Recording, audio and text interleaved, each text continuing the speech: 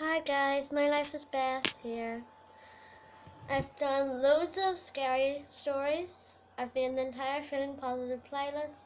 But the one thing I haven't done that I see all over the internet is Try Not to Cry challenge. So I wrote this story. It's really sad. I almost cried writing it, so a little warning for you.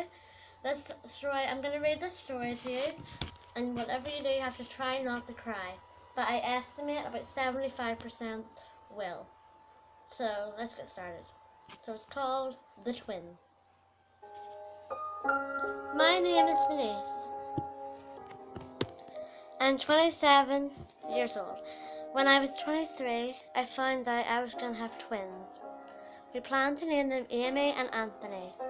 My husband, who was a musician, would play his violin to them before they were even born. Unfortunately though, this wasn't meant to be. When I was late term, I was informed that Anthony had died. When he was born, he had ginger hair, green eyes, and a faint smile. On that same day, I had my other baby, Amy, who cried a great deal as if she was missing Anthony too. Several years passed, and time slowly started to heal. I had a rainbow baby called Amelia. One night at 8:30, when I was just done tucking Amy in, who was about 3 at the time, into bed, little Amelia, 11 months, woke up and started crying. At that moment, I immediately knew something was wrong, as she normally slept perfectly through the night. So of course I went to check on her. Amy followed me.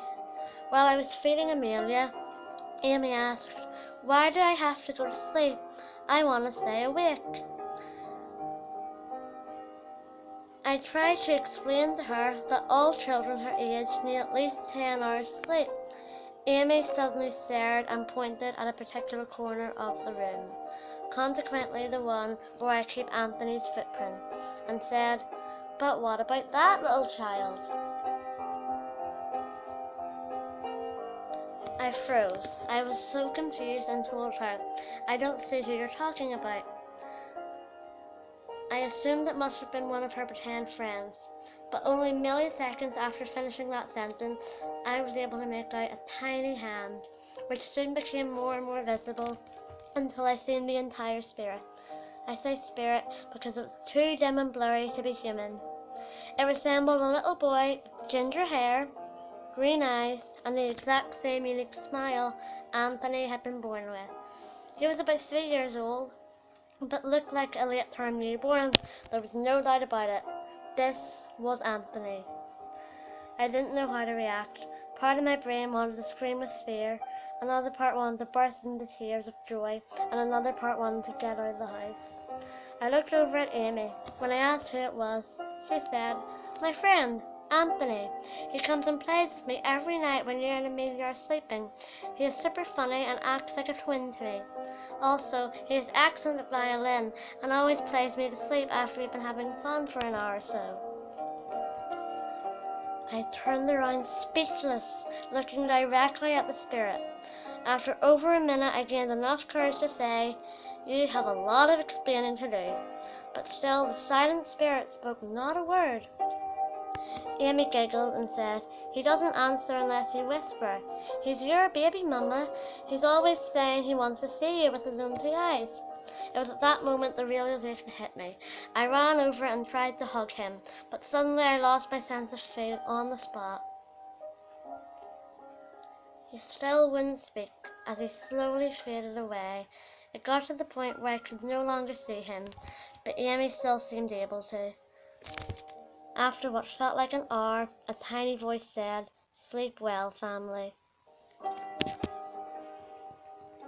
When I woke up in the early hours, I was really unsure whether it had been real or not, so I made the fatal mistake of calling the church and asking them to perform a ritual. I say fatal, as Amy was never the same again. Every morning and every night she would ask me, "Where's heaven? I want to go there and have a sleepover with my brother." That just made me so guilty. I did everything I could to reverse the ritual. I even tried Charlie and asked, "If you're there, please undo this." But every time the answer was no. None of us ever seen my little boy again. Now, every night I wonder where he went after dying a second death. And just in case the answer was nowhere, I always thought about him so that nowhere would become in my memory.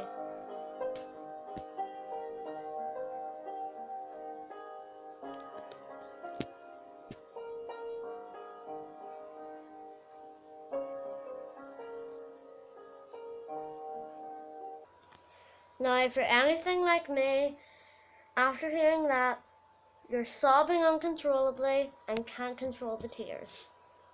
If you are, I have a good place for you to be. My Feeling Positive playlist. I made it especially for this occasion, and there will definitely be something there for you, something happy that you'll like after hearing this. Please be sure to let me know down below if you cried and what part you cried at, what particular sentence made you cry, and was the music well fitting? Until next time, I'll see you in the next video.